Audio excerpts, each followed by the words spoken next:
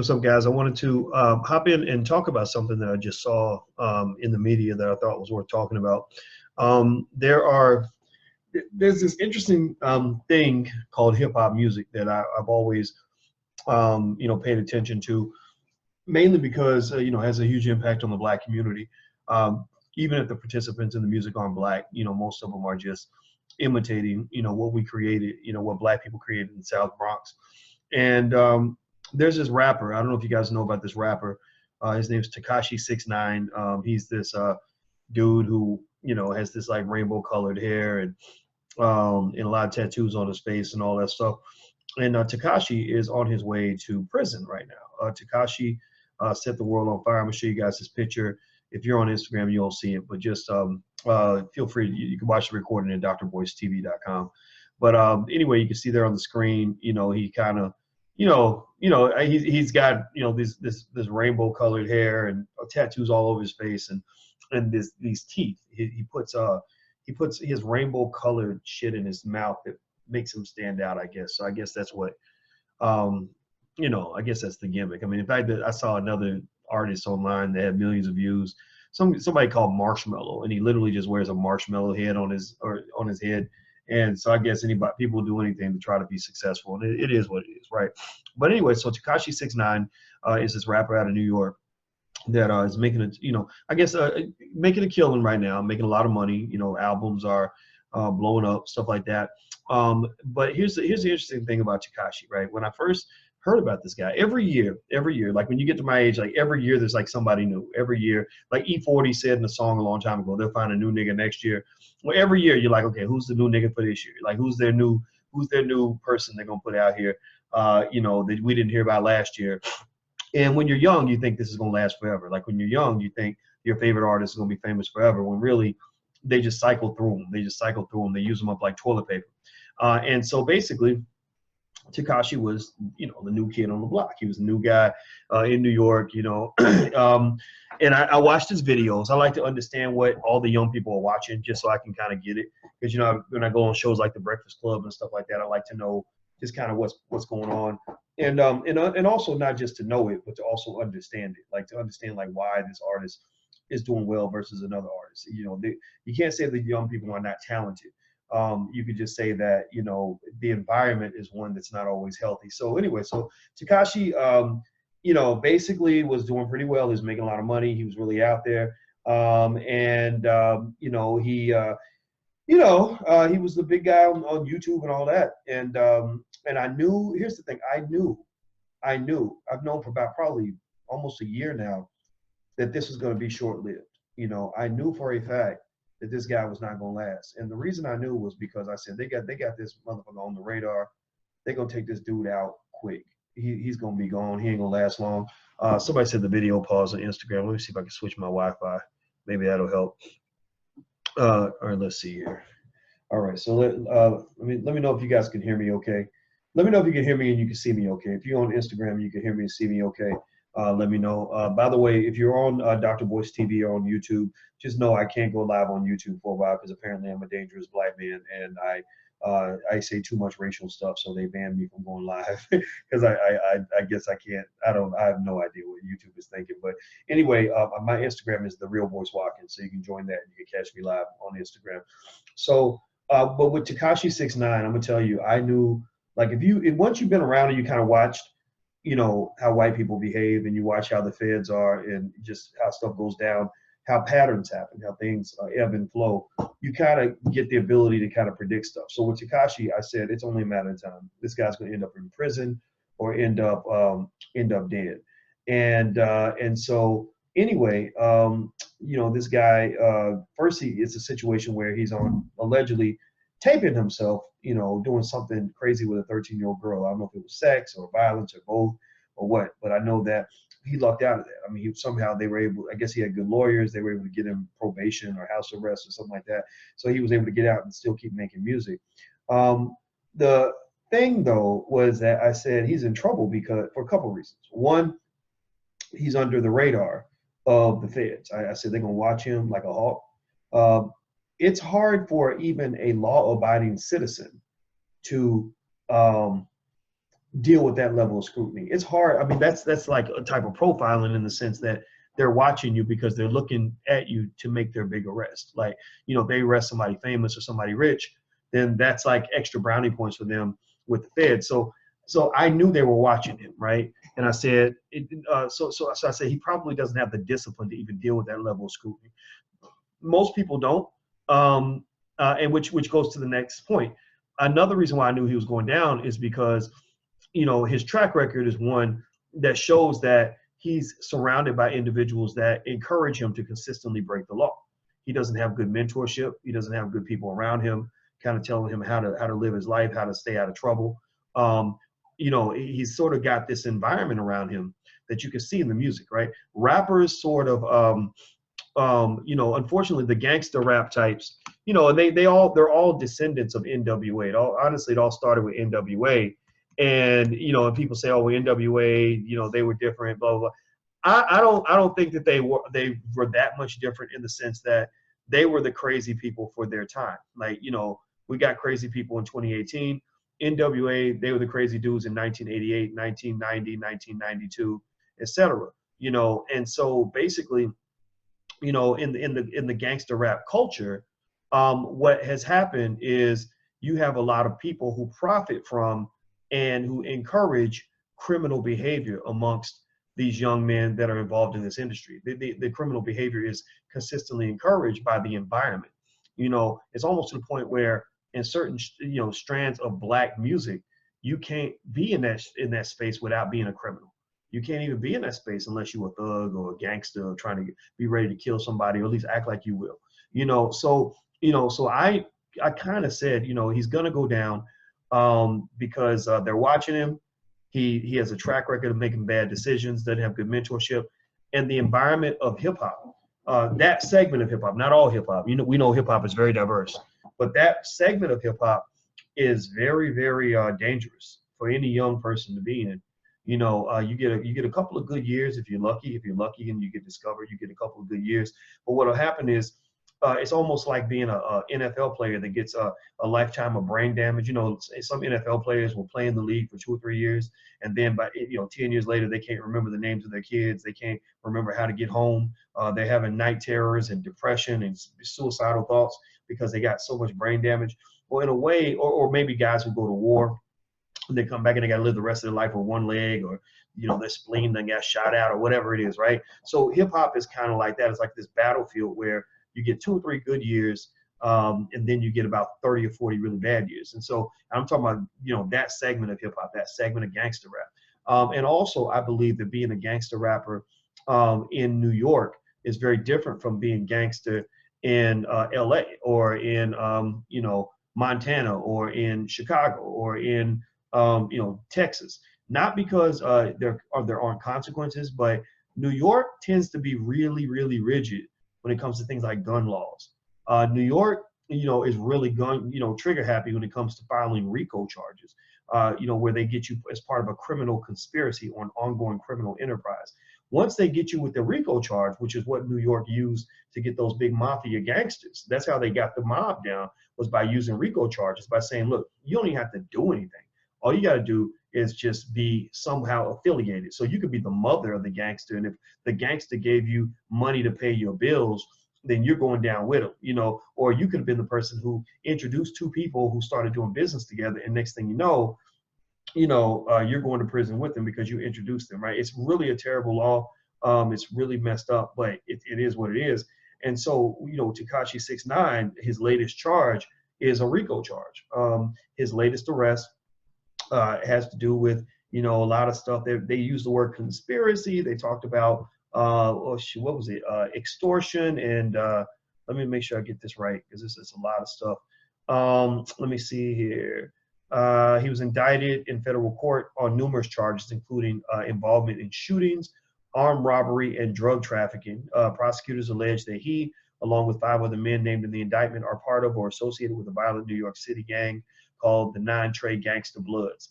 So basically what young people got to understand, if you have young people in your family, you got to kind of help them understand this, that there is such a thing as in America as guilt by association. You know, when they start talking about gangs and stuff like that, what they're really trying to push it over to is like organized crime.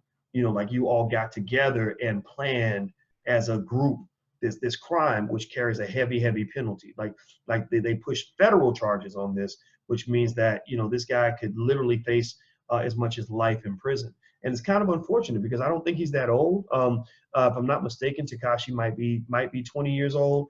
Let me see here. How old is Tekashi 6ix9ine? Okay, he's 22 years old. So 22 years old, he made his dream of being a rapper. This is why, you know, being a famous rapper is kind of a bullshit dream. People talk about it and they're like I just got finished watching a 2 Chainz video. 2 Chainz too damn old to be acting like a teenager, but that's who he is. But anyway, in the video, it's called Big Bank Take Little Bank, and you know, 2 Chainz, who's 41 years old, was in this video, and I could have sworn one of the rappers was talking about, you know, being successful and how, you know, I broke a trend in my family. Now I got wealth. Now I'm doing so good. All this other stuff, and it's unfortunate because that's the brand of success that's being marketed to Black people. Black people are being marketed this illusion, this lie that says you can be successful and wealthy and get ahead in the world if a white man comes and signs you to a record deal. And I'm gonna break down. I'm actually explain to you guys, you know, just why a lot of this BS and why basically this toxic culture of the music, which is built, or, you know, unfortunately a large strand of it has become genocidal, viral. You know, it's almost like a mental illness being spread amongst millions of people. You know, this music, what it is there are people that are profiting from this. The same way there are people that profit by getting you to buy, you know, fried chicken until you die of diabetes, or selling you cigarettes until you die of cancer. There are people who profit from selling you toxic messages until you destroy yourself, until you either die broke or end up with a bullet in your head or end up in prison. And so this extermination plan for young Black men is federally funded, and it's also corporate backed. And most of the people that are managing these groups, most of the people that are profiting from these ventures, that are organizing all of this, the organized crime against Black people, are not Black. Like most of these men, I knew for a fact that when somebody talked about Tekashi's manager, I knew Tekashi's manager wasn't a Black person. I don't think they are. And I got to double check, but I don't think Tekashi's got a Black manager. I know that when he signed a multi-million-dollar deal from Create Music Group, I knew that wasn't a Black-owned music group. I said when I read Billboard say that they monetize 6 billion streams a month or something, I knew that was not. I said that's not Black people making this money. It's you know, and so anyway, I feel bad for this guy because I read his bio. Whenever I see these young artists blow up, first thing I do is I read their Wikipedia page. I like to know where they came from and what they went through. When I looked at Tekashi's face, I said, okay, he's been traumatized multiple times. Where does his trauma lie? And so that's when I read about what happened to his father. That's when I read about him dropping out of school in the 8th grade. That's when I read about all of his other challenges that he had. I said, okay, there's the trauma. That's what created him. You know, the same way you can build a Ford truck off an assembly line, you could build a thug, you know, which thugs are typically made in America. The public school system is designed to build thugs the same way an assembly line can build coffee cups or ink pens or whatever it is, or iPhones, right? So basically there are ingredients that come with building a thug. It's almost like build a bear, you know. And so the reason I would argue for Black people, now Tekashi is from Mexico, so he's not really quite, you know, African American. So we ain't got to take responsibility or blame for none of that crazy shit he's doing. But he's got Black men all around him. His video, his culture, everything he's doing is Black. So there's brothers everywhere around him. So he's identifying, connecting with that strand of Black culture. So anyway, I believe Black people should take our kids out of the public school system because these systems aren't designed to create strong and empowered Black people. They're designed to build a thug. They're designed to build a prison inmate. They're designed to build somebody that's going to make money for a funeral home when he ends up dead. So anyway, by the way, do me a favor real quick. Please hit that thumbs up button if you're on YouTube. Hit the subscribe, the share button, stuff like that. I go live on Instagram at The Real Boyce Watkins. So feel free to follow there if you want to see me live. Also, if you want me to send you a text notification when I go live, text the word Boyce to 31996. Just text my name Boyce to 31996. Last but not least, I'll be in Houston December 8th. So if you want to come to the event in Houston, where we're going to talk about real world, real life strategies on how to get involved in real estate, I'm bringing Dr. Venetia Dutra, who is one of the few Black women on earth with a PhD in finance. That means very high level training when it comes to real estate. So Dr. Dutra is going to be there, and we're going to talk about real estate all night long in Houston. So if you want to come out and hang out with us, go to drboycehouston.com. That's drboycehouston.com. All right. So I want to make sure you guys can see me on Instagram. It looked like I froze for a minute. All right. So anyway, so we were talking about Tekashi 6ix9ine, the rapper. 50 Cent called him the king of New York.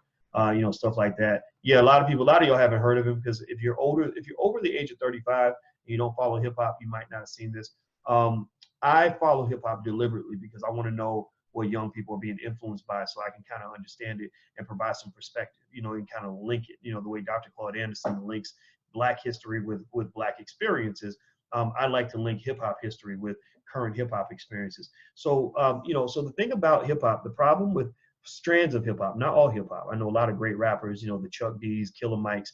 These are guys that I know, these are individuals that don't do negative D1, Immortal Technique. These are people that don't do, that don't promote any of this. These are the ones who actually are smart enough to see the danger in this. So anyway, so the thing about, about this environment is that it does create a culture of death. It creates a culture of incarceration. It creates a culture of just genocidal extermination amongst the young Black men.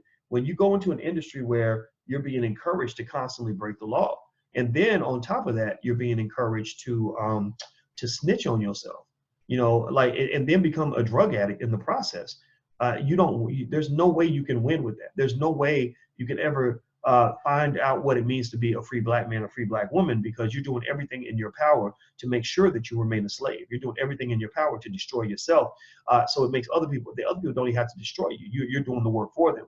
So if you pay attention, now look, right now, unfortunately, we got a segment of hip hop that's really encouraging like lots of drug addiction. We know you can't come back from that shit. You get hooked on some stuff, you smoke some weed, you can come back around. And really, some people say some elements of weed, natural weed, can actually have some good health benefits. I don't know about that. I don't smoke because I don't want anything that's going to be mind altering, to be honest with you. But weed, I think we can take off the table. But synthetic weed, that's the stuff that causes people to lose their minds and go off and kill their best friend and eat his dead body and all this other stuff. So that's off the table. That's the stuff they can easily plant anything in it that will either cause you to lose your sanity or cause you to do things or to have some long-term health effects that you may not know about. So there are people like Dr. Wesley Muhammad who explain pretty eloquently that synthetic weed is very, very dangerous, that they know Black men are consuming it. So it wouldn't be out of the question that they are manipulating this drug. Then you go into like the morphine-like substances, like oxycodone and all that. And there, people are getting into that, the Molly and Percocets, which is literally being promoted like by artists, like they're literally advertising it like a Cheetos commercial, like literally the rapper Future has a song called where the chorus is Molly Percocet, Molly Percocet, Molly Percocet. So basically they are marketing drug addiction to Black people. And what is fascinating to me is that there are people who get upset because I call that shit out. There are people who get upset when I speak up on this, and I'm sitting there saying, wait a minute, you expect me to get upset when a police officer comes to shoot your child in the head, which I am going to be upset about that, but you're not upset that a rapper is trying to get your child to shoot himself in the head, or that he's trying to put himself in a position where somebody else is going to shoot him in the head, or put him in a position where he's going to be a drug addict for life and no good to anybody, and disappoint his children his whole life, and maybe end up in the grave at the age of 25. Like, why would you not be upset about that? Why are you upset when a cop kills a Black man, but you're not upset when a Black man kills a Black man? Why are you upset when the government does something to Black people, but you're not upset when predators in our own community are doing bad things to Black people? So I would say to you that if you love Black people, if you really believe Black Lives Matter, then you will care anytime a Black person is being harmed. And you can't tell me that there's messages in any of this shit that is going to benefit the Black community or benefit these young people. These young people are being led astray.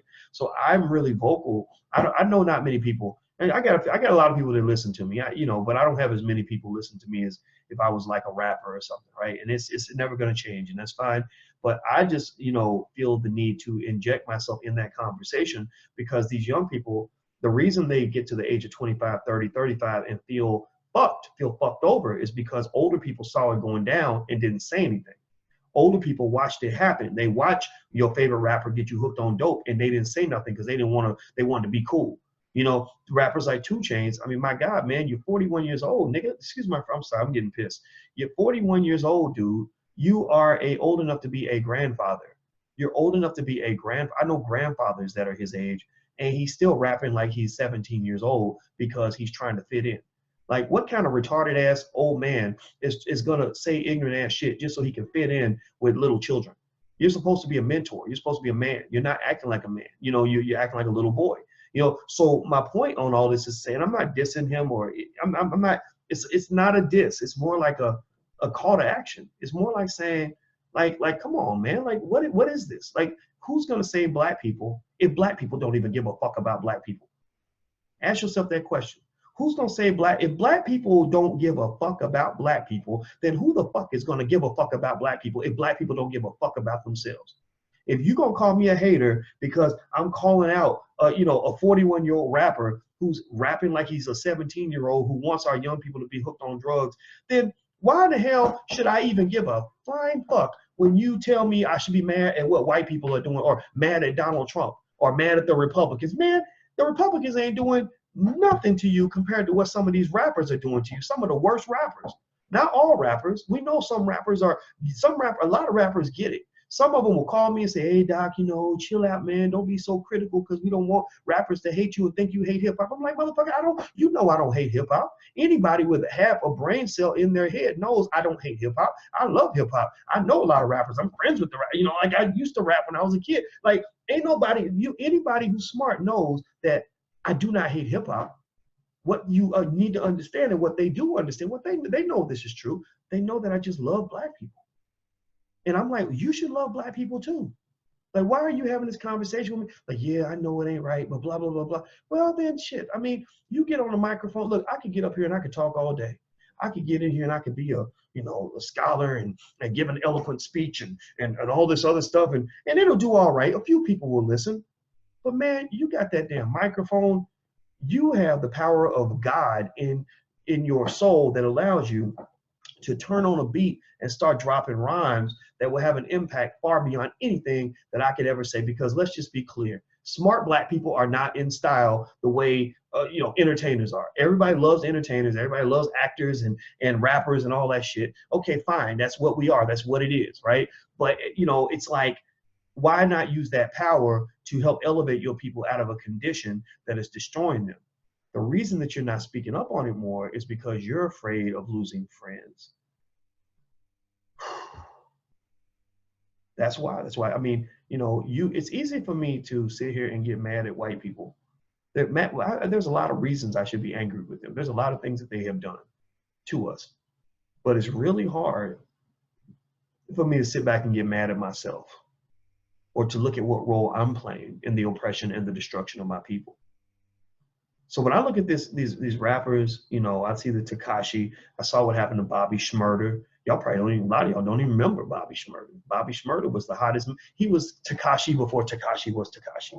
He was the guy who did the shmoney dance, and everybody was talking about the shmoney dance, and it was the biggest deal in the world. Next thing you know, Bobby gets popped on some charges. It was probably RICO type stuff too. He'd been in prison. Ain't nobody heard from him since. Ain't nobody checking for him. He was with Epic Records. Ain't nobody went over. He was literally on video at Epic Records dancing on the table like a monkey, doing a personalized minstrel show for all the white people at Epic Records in hopes that he could get a deal. It's not his fault. You can't diss him. He was a kid. He's 17. He thinks this is success. He thinks that he's going to get the big dream. The big dream is not there.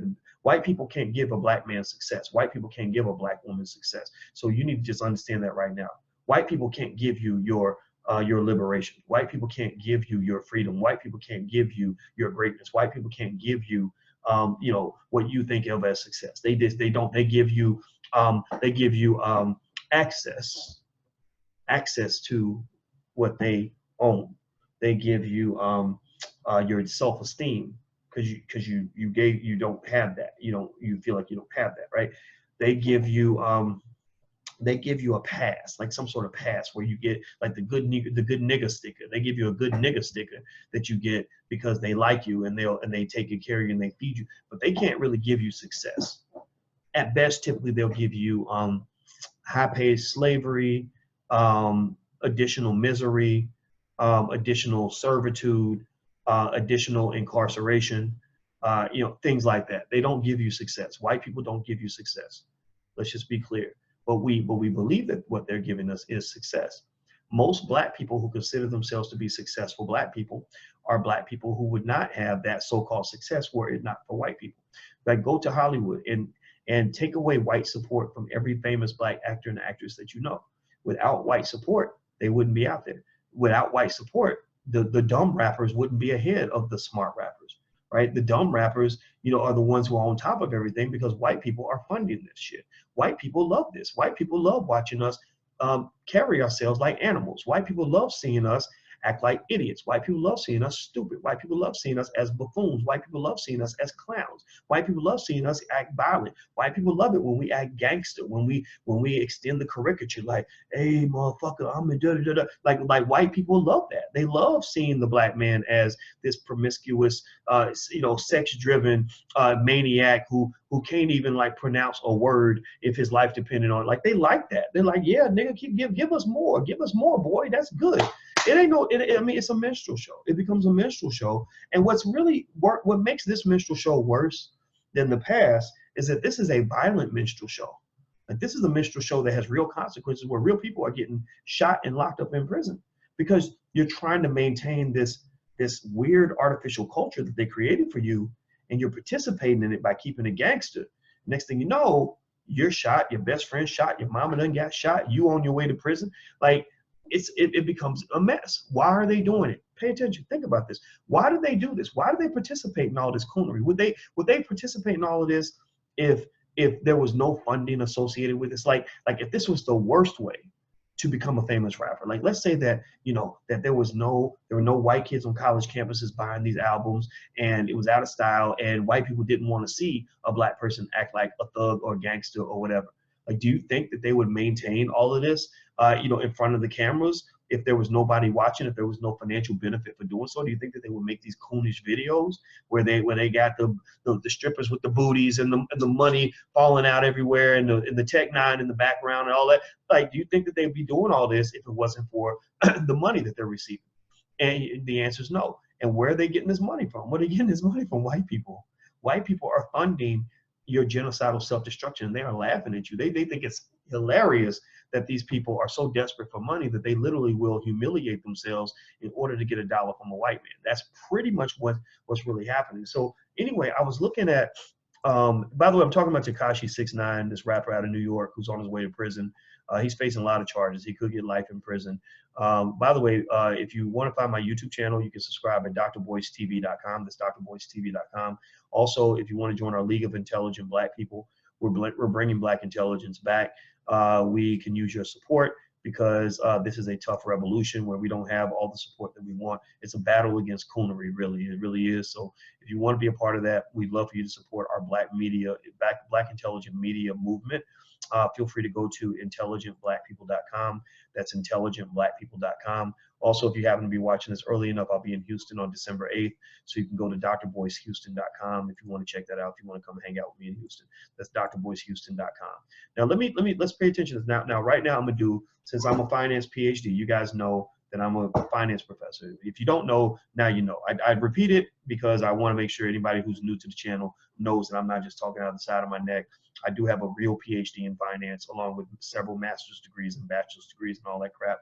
So, and I've been teaching finance for a long time. So what I'm gonna do is I'm gonna put on my finance professor hat real quick. I got my Black finance professor hat, and it says Black finance professor at the top of the hat.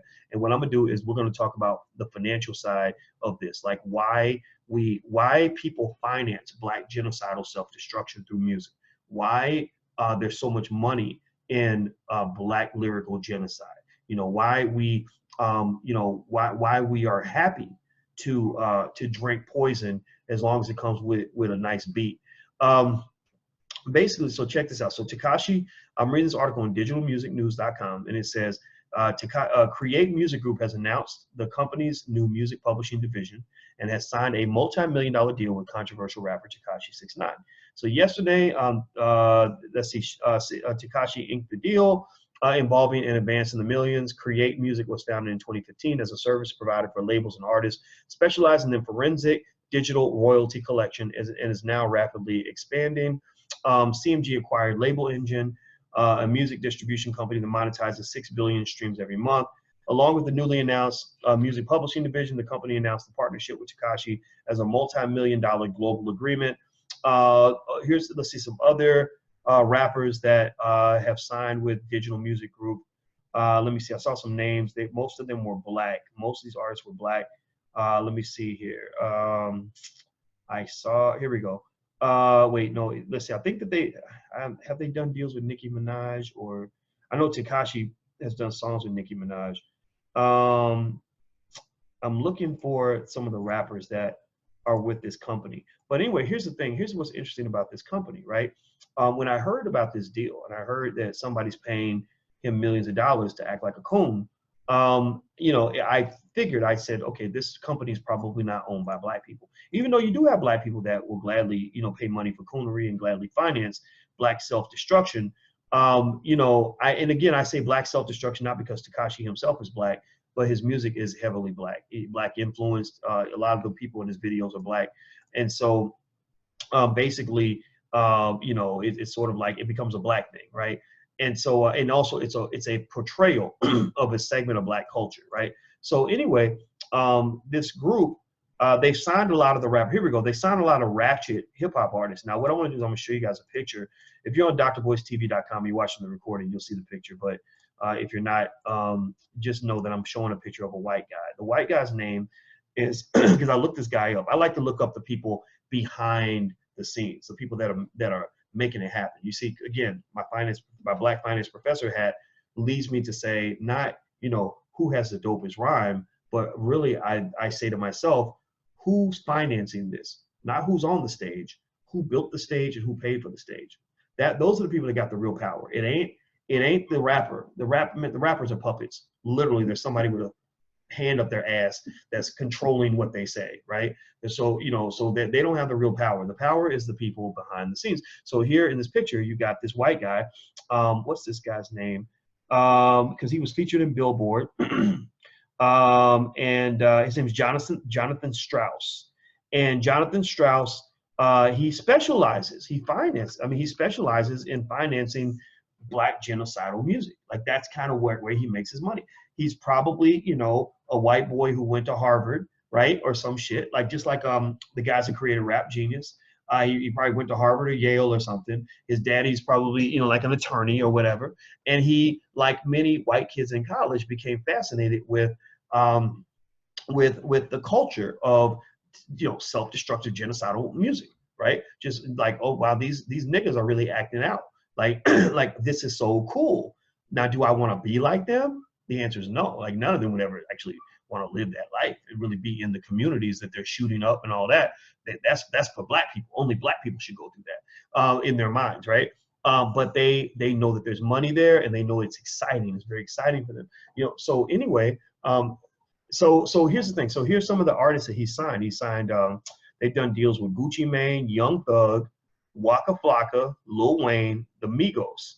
And also, let's see, the Goose the Guru, who contributed to Trippie Redd's 2018 album. Now, if you don't know any of these artists, a lot of these artists are, they're into kind of the mumble rap thing, like where you can't understand any of the words, which is cool. I mean, it is what it is. It's music, but it's also kind of it's not a bad reflection on black people. I don't want to say it like that as if we're trying to impress anybody, but it is a bad representation of who you are as people. What it does is it popularizes illiteracy and stupidity in the black community. It makes young black children ashamed of being articulate.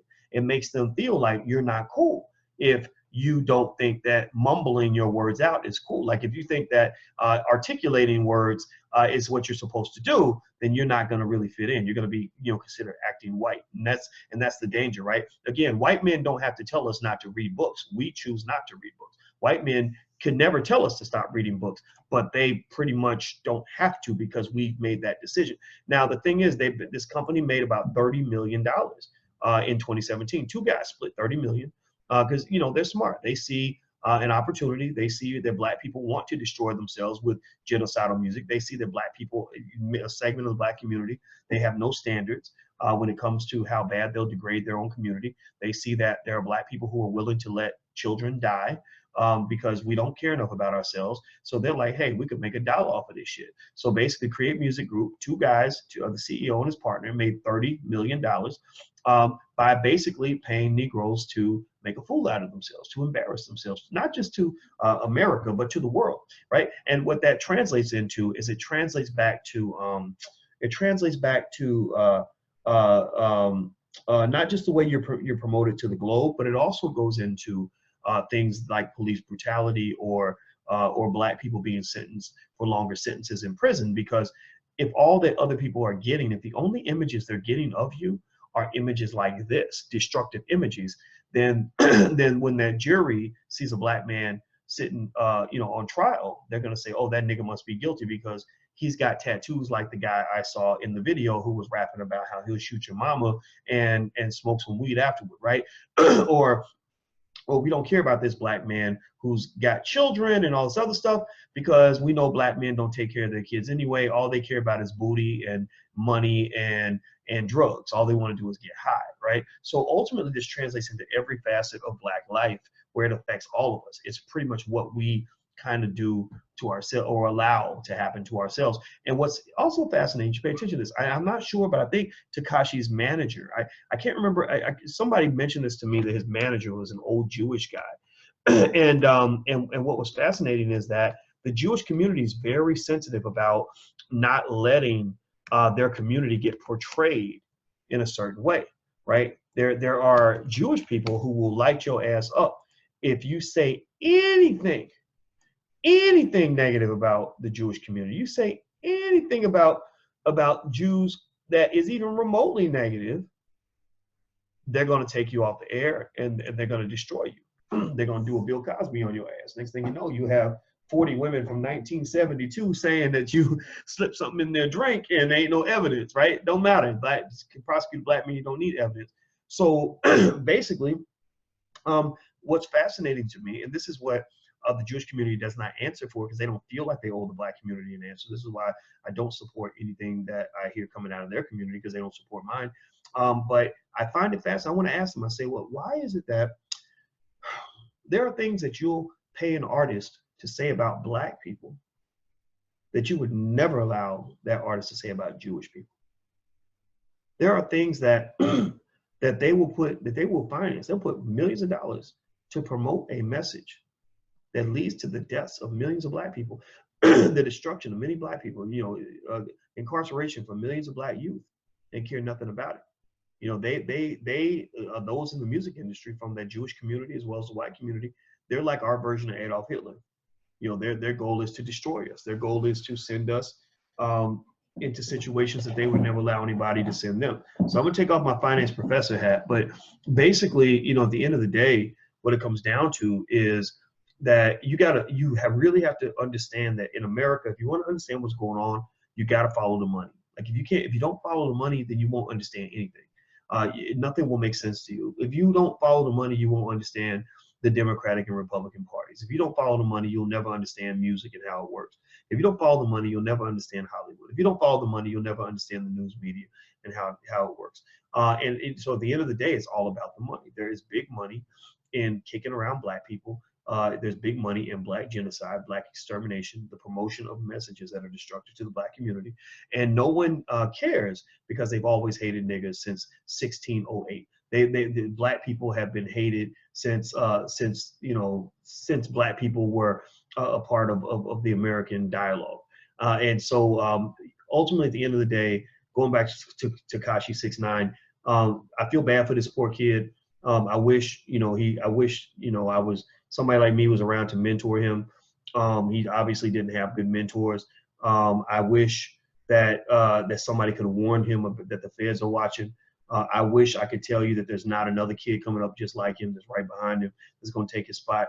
I wish, I could say that there's something, immediate that we could do about it, but I don't know if there is. I mean, all that I can do is break it down and explain it to you, and tell you to keep your kids away from that, and to encourage you to have critical conversations. Critical thinking is not encouraged in the Black community. That's why I get a lot of resistance. I get a lot of people that get very upset when I lay out a critical thought about someone as they think I'm hating or whatever, because that's all we're sort of trained to do. Again, it comes from mass consumption of media, which actually minimizes the ability of the front part of your brain, which is called the prefrontal cortex. It minimizes the ability of the prefrontal cortex to engage in logical thought. And so basically, because we're just trained to be zombies and to just follow whatever media tells us, you pay attention.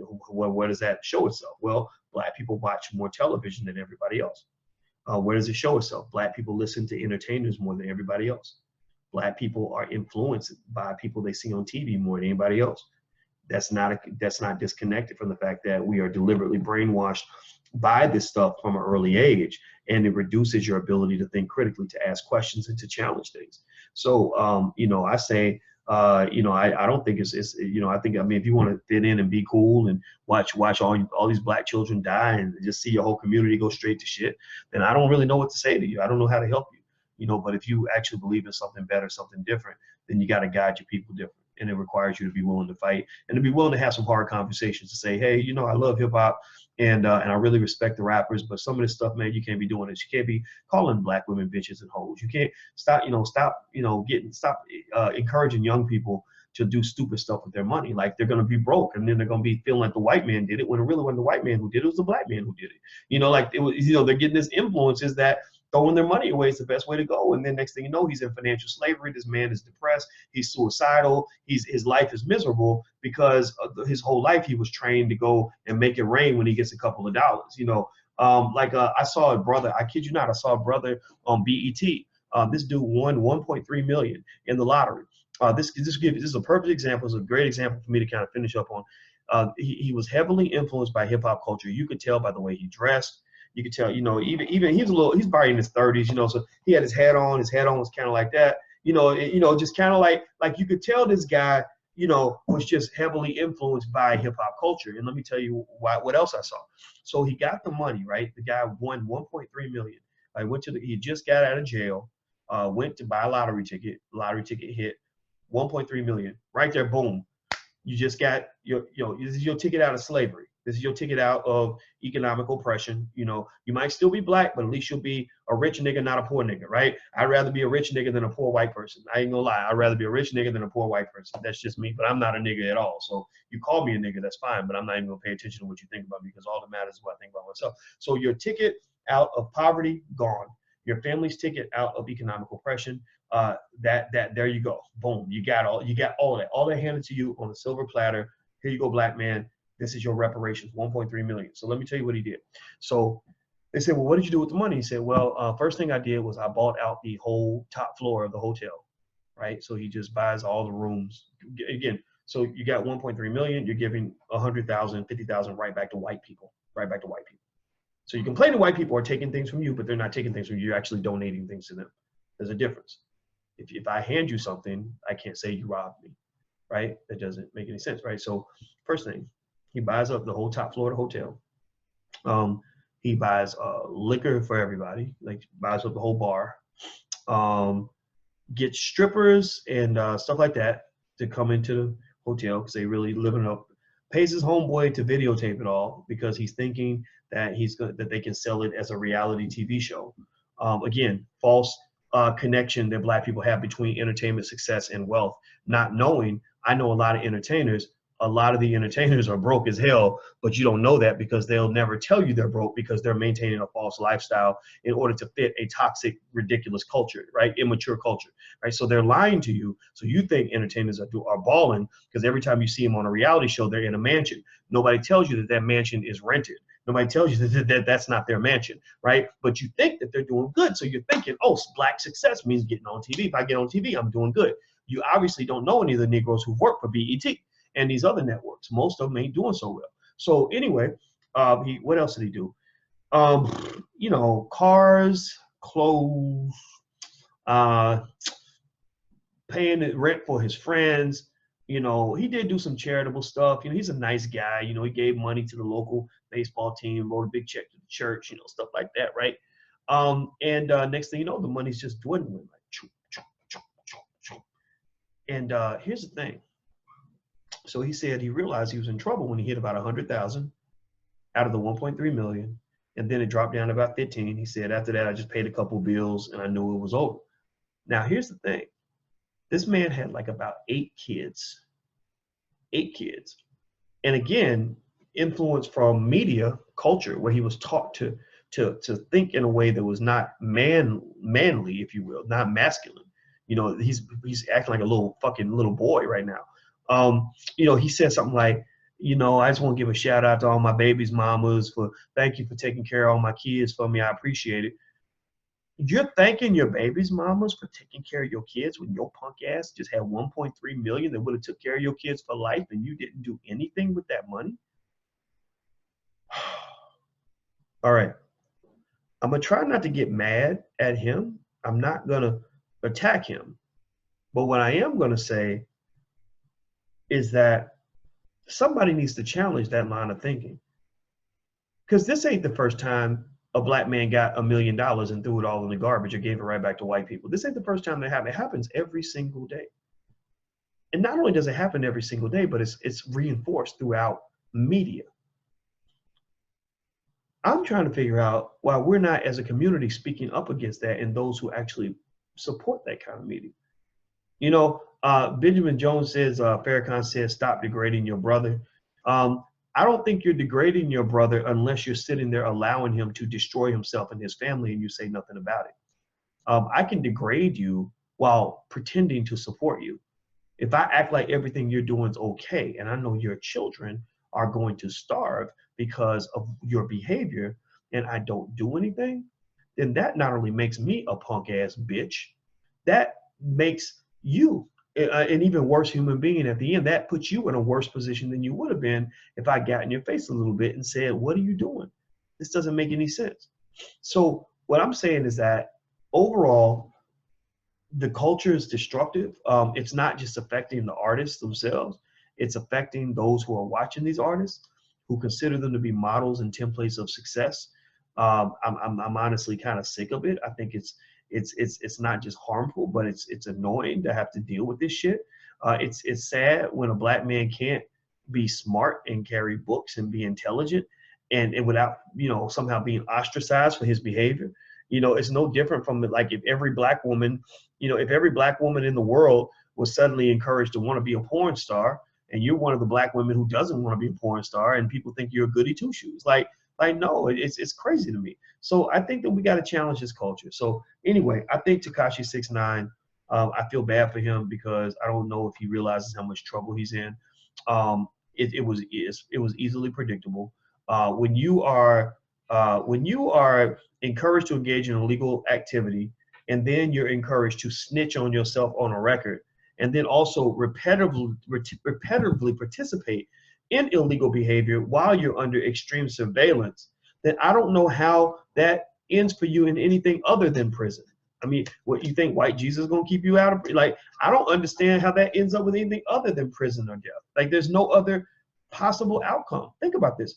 You're encouraged to participate in criminal behavior, then you snitch on yourself on record because you're trying to keep it real, trying to impress somebody who doesn't matter, and then you keep on engaging in criminal behavior even after you don't blew up and you know the feds are watching you. How does that end up anything other than prison or death? And why does that affect the whole community? It affects the whole community because these are young men who were supposed to be our fathers and protectors in the community. They were supposed to protect their children. They were supposed to provide for a beautiful black woman that they chose to marry. They were supposed to, run for office one day or build billion-dollar companies. They were supposed to become heart surgeons and doctors and lawyers and all that, but they got ruined early in the game. Part of it is on white folks because white people created that whole system that builds a thug. You know, that manufactures thugs by the millions. So white people create that system. That's why I tell you, if you have a baby, try to get your child out of white schools, put them in a black school, put them in like an African-centered school or in a school that's just run and owned by black people who are loving, who care about your kids. But after that, there's a point where we take responsibility for allowing certain things to happen. You know, we can't just claim that we're the victims. We also must claim that we are the perpetrators in the great crime against ourselves. We are participants in this crime. So anyway, I'm gonna go. Do me a favor, please hit the like button, share button, subscribe button, thumbs up button if you're on YouTube. Also, I can't go live on YouTube now because YouTube blocked me for 2 months because I said something that was I did something that was a little too black, I guess. So if you want to see me live, follow me on Instagram at the real Boyce Watkins. Also, if you're on Instagram, you want to follow me on YouTube, you could actually subscribe at drboycetv.com. That's drboycetv.com. Last but not least, I'll be in Houston on December 8th, so you can learn more at drboycehouston.com. And also, if you want to join our League of Intelligent Black People, where we are part of the Black Intelligence Movement, where we are pushing for mainstream media that reaches millions of people, that features intelligent, thoughtful Black discussions, commentary, information, issues, etc., then feel free to join us at intelligentblackpeople.com. That's intelligentblackpeople.com. I'm out of here, guys. Have a good day. I'll see you soon. Be good.